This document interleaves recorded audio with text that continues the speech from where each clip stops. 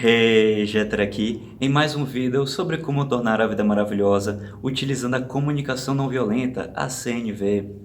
E hoje a gente vai ver todas aquelas coisas que são comumente confundidas com empatia e a gente acaba expressando essas coisas na tentativa de dar empatia para o outro, quando na verdade elas não são empatia e portanto acabam sendo muito doloroso para o outro ouvir essas coisas antes de receber empatia.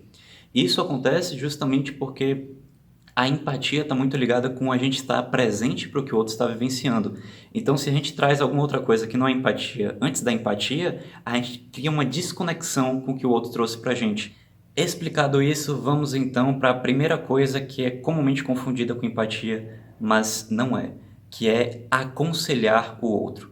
É quando o outro fala alguma coisa triste pra gente. Ah, eu tô com muita dificuldade de fazer isso no meu trabalho. Aí a gente vai lá e já dá um conselho de cara, já chega assim: ah, não, você deveria fazer isso, isso, isso, você tem que falar assim com seu chefe, você tem que fazer assado. E veja, todas as coisas que eu vou trazer aqui, elas têm a sua utilidade, tá? Eu não estou dizendo para você nunca fazer nada dessas coisas. Apenas o que eu pontuei no começo do vídeo é que empatia primeiro, depois você faz essas coisas. Não só pelo outro, que provavelmente não vai sentir a sensação de conexão, né? Ou seja, vai pensar que foi ouvido, não só por isso, tá? Mas por você também. Porque afinal, como é que você vai aconselhar alguém sem ter a clareza de que você realmente ouviu a necessidade do outro? Então, a empatia não é só para o outro atender a necessidade dele de ser ouvido, mas é para a gente também ter a clareza de que aquilo que a gente vai dizer em seguida realmente vai ajudar aquela pessoa, no sentido da gente ter a clareza se a gente realmente ouviu a necessidade do outro. Se a gente já começa dizendo os nossos conselhos, mas a gente nem parou para se checar se a gente ouviu realmente o que o outro quis dizer, porque não é só uma questão da nossa capacidade de audição, é uma questão de que às vezes o outro também não tem a clareza do que ele quer expressar. Então ele fala alguma coisa que até para ele é confuso. E se a gente já sai dizendo, né, aquilo que a gente acredita que vai ajudar, mas sem checar com o outro, não é só que a gente pode ter interpretado algo diferente do que o outro trouxe, mas é que o próprio outro pode ter dito algo diferente do que ele gostaria de ter dito, justamente porque ele pode não ter tido a clareza de como expressar o que ele estava vivenciando naquele momento. Então, empatia é sempre primeiro para a gente se certificar que a gente entendeu qual é a necessidade do outro e até para ajudar o outro a ter clareza de se ele realmente expressou a necessidade que ele gostaria de ter expressado, da forma que ele gostaria de ter expressado. Então, a gente pode sim, é sempre bom, inclusive, a gente aconselhar se o outro quiser os nossos conselhos, mas a gente se certifica de que a gente ouviu a necessidade primeiro. Como a gente faz isso? É os 4 componentes da CNV. Então a gente fala para a pessoa: ah, eu vi que você me disse isso e eu acredito que você está se sentindo assim e que tem essa necessidade, é isso que você me disse. A gente já tem vídeos sobre isso, né? A gente já falou desses 4 componentes, eu já falei no vídeo de pedidos também, né? Como a gente pode estar os pedidos que são mais recorrentes, o que a gente fica perguntando pro outro para checar essa conexão. Esse vídeo de pedidos que eu tô mencionando, eu vou deixar aqui, é aqui em cima ou é aqui em cima? Vai aparecer aqui em cima e vai estar na descrição também para você checar caso você tenha perdido. Dito tudo isso, vamos pro próximo, que é competir pelo sofrimento. É quando a pessoa fala, tipo, ah, minha vida tá muito difícil por isso, por isso, por isso. Aí você fala, ah, mas você precisava ver a minha vida que tá assim, assim, assim, assado, né? E por que as pessoas fazem isso, né? Geralmente é porque elas acreditam, seja elas tendo a consciência ou não dessa crença delas, de que a partir do momento em que um outro, seja essa pessoa, né, que está falando, ou uma terceira, tem um sofrimento maior, né?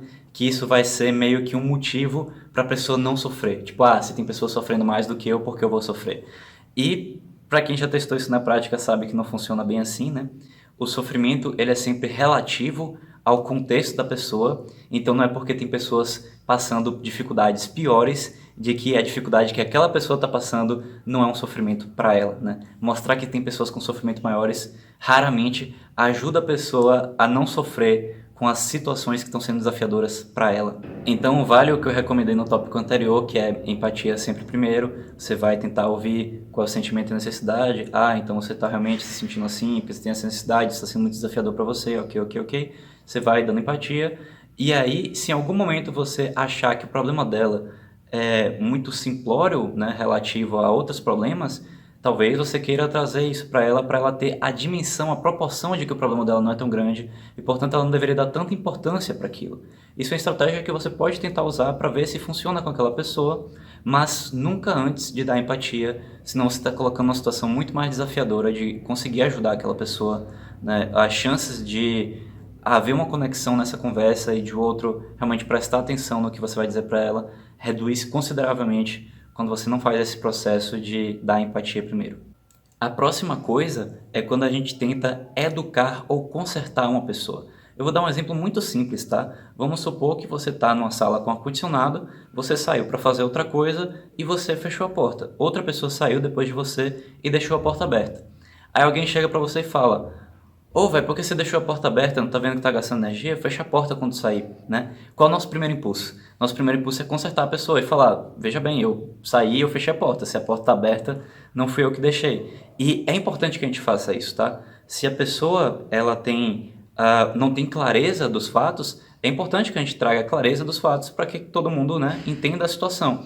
Entretanto, empatia sempre primeiro. Então a gente vai virar para a pessoa e falar: ah, então você se sente frustrado porque você tem uma necessidade de sustento, você gostaria de economizar energia deixando a porta fechada? Ou vai dizer: sim, você não está vendo que deixar a porta aberta, isso, aquilo, aquilo outro. Aí você vai dando empatia e você vira para a pessoa e fala: ah, então eu compreendo sua necessidade, inclusive eu compartilho da sua necessidade e isso me deixa confuso porque eu saí e fechei a porta. Então, agora que você me disse que a porta ficou aberta, eu estou confuso porque eu não sei por que a porta ficou aberta. Então, perceba, né, essa questão da ordem das coisas. A gente primeiro tenta ouvir o outro, né? Até pra gente justamente se certificar que a gente ouviu a necessidade.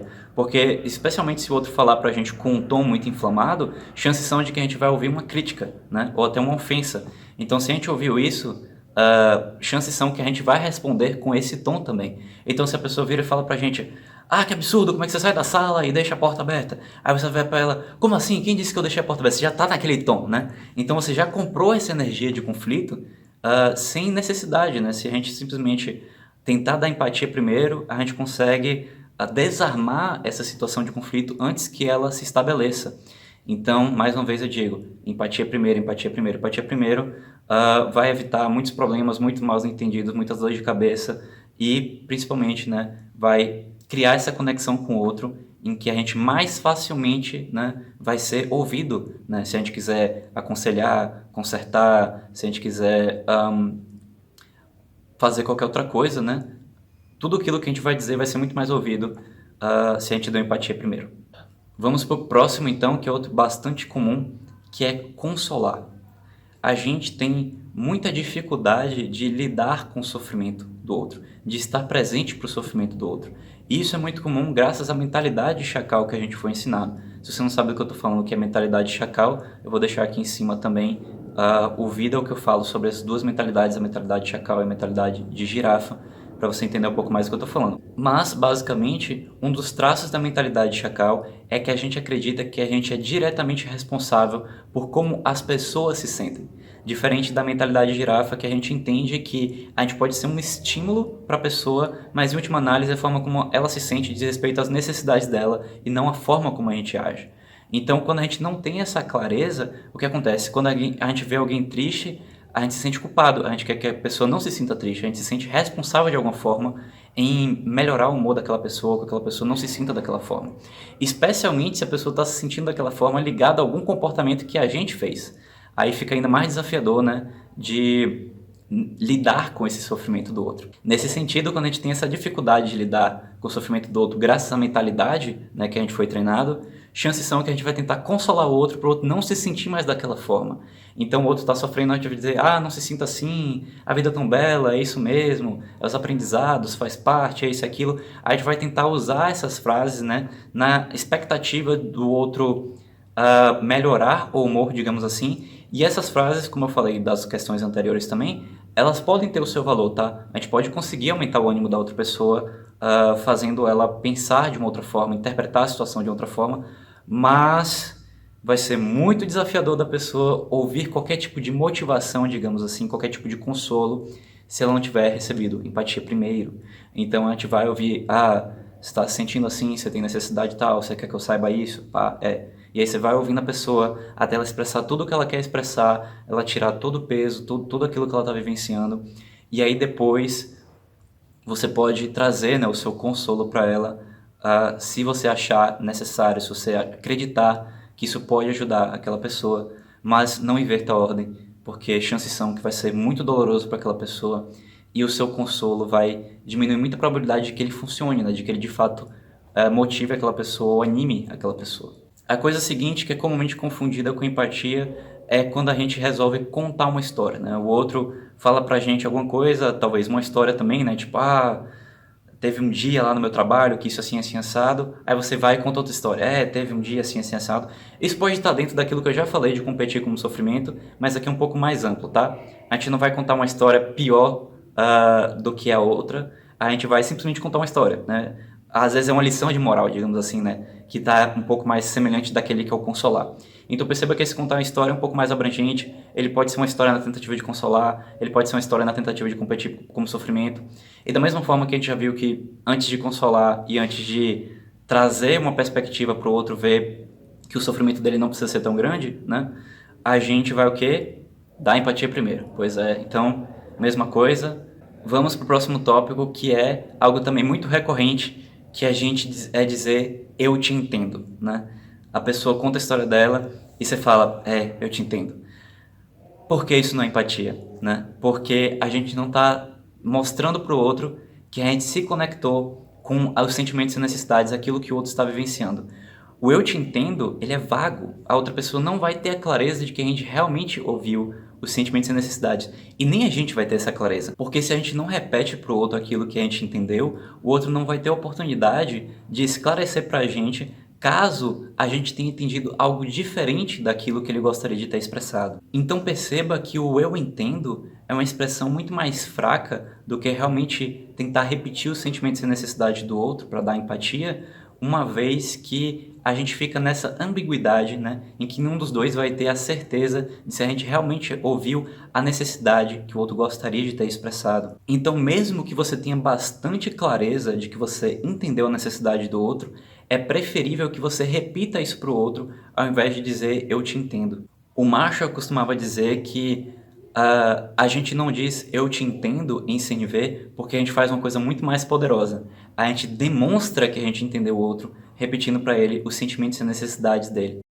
E só para avisar rapidinho que todas essas coisas que eu estou falando vão estar aí embaixo na descrição, tá? Eu vou deixar todas elas listadas, para caso você queira salvar em algum lugar, ou então se você quiser só relembrar quais são os tópicos sem ter que assistir o vídeo todo, então se ligue que está aí embaixo na descrição, tá? Se você quiser anotar no caderno também, eu acho que seria interessante, mas tá tudo aí embaixo para você ter de referência, beleza? Então é isso. Outra coisa confundida com empatia, e essa é provavelmente uma bem mais sutil, né, de perceber, é a simpatia. O que é simpatia e empatia dentro da comunicação não violenta, tá? A empatia é a gente exportar-se ao outro, ou seja, a nossa presença, a nossa atenção vai ao outro e a gente tenta se conectar com o que o outro está vivenciando. Enquanto simpatia é quando a gente se importa, a gente vem para dentro da gente e a gente pensa como aquilo que o outro está trazendo para a gente faz a gente se sentir. Então, a simpatia é algo sim muito importante e é geralmente algo que as pessoas querem ouvir depois que elas recebem empatia. Porque é muito importante para uma pessoa que está vulnerável, que está ali expressando a sua necessidade, saber como o outro, né, recebeu essa necessidade. Mas, como eu já mencionei, empatia primeiro. Então, quando a gente ouve o outro dizer, essa situação é muito difícil para mim, por isso, por aquilo outro, antes da gente dizer, quando você me diz isso, eu sinto assim, assim, assado, porque eu quero te ajudar, assim, isso, aquilo outro, é muito importante que a gente primeiro dê empatia. Então, você está se sentindo assim, você tem necessidade e tal, é isso que você quer me dizer? Tem algo mais a respeito, você quer elaborar sobre isso? Então você teria interesse de saber como eu me sinto agora que você me disse isso? Sim? Então eu me sinto assim assado porque eu tenho necessidade e tal e eu gostaria de fazer isso, aquilo, outro. Então, simpatia é algo muito poderoso, tá? É algo que a gente usa com muita frequência, mas jamais antes da empatia. Porque a empatia é essa presença pro outro. E simpatia é a gente trazer o foco na gente. Então é muito doloroso quando o outro está numa posição de vulnerabilidade, né? Querendo que a gente vá até ele, a gente se exporte, a gente dê empatia e a gente volta pra gente. Isso é muito, muito doloroso. Então, muito cuidado com isso, tá? Empatia é ouvir a necessidade do outro, estar presente para a necessidade do outro. Depois que a gente ouviu, a gente traz a nossa, a gente dá a simpatia, a gente diz como a gente se sente agora que a gente ouviu o que o outro disse. Então, esses eram os tópicos que eu queria trazer. Quando eu aprendi esses tópicos pela primeira vez, me deu muito mais clareza de realmente como dar empatia, porque os nossos hábitos, né, de aconselhar, de consolar, de competir por sofrimento, né? Então, eu acredito que saber essa distinção, né, de que todas as coisas não são empatia, vai ser muito enriquecedor, né, para aumentar a probabilidade de você conseguir dar empatia nas interações que você tiver. E eu espero que você também veja dessa forma. Eu espero que você tente praticar, né, essa diferença de empatia para todas essas outras coisas. E você vai ver, né, a diferença que isso vai fazer nas interações e na profundidade da conexão que você vai ter com as pessoas.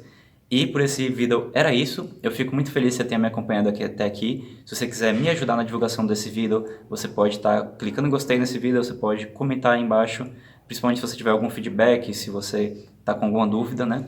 E você pode também compartilhar esse vídeo no WhatsApp, no Facebook, Instagram, etc. E eu espero ver você no próximo vídeo. Ainda tem mais coisa pra gente falar de empatia por aqui. E até mais.